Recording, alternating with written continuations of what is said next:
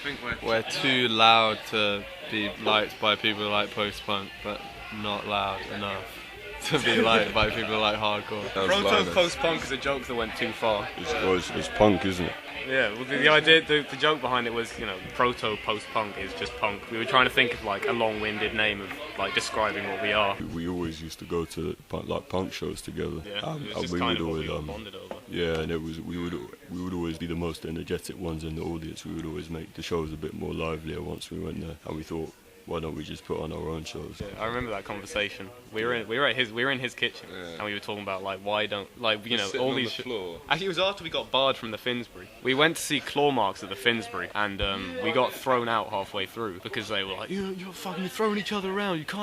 You're not having fun that way. It's horrible. And we were sitting in Alfie's kitchen after, and Tyler fucked his ankle as well. That was pretty funny. Yeah. We were sitting in Alfie's kitchen. We were thinking, why don't we? We can do that. If they can do that, why can't we? And we'd make the shows better because we're the ones jumping in the crowd and stuff.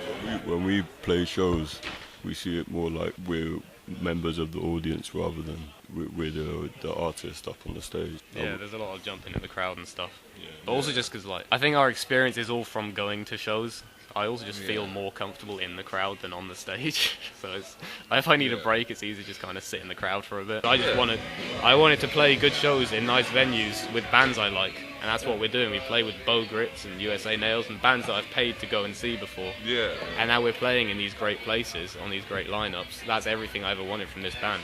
I'm not saying that we can't go further and we might as well end it now or nothing like that. But I just mean that's kind of what it was always going to be for me. And I'm just glad that we're on the way there. We never really had high expectations. We just wanted to I wouldn't put it like that. just wanted to do that. But that is a high expectation for me.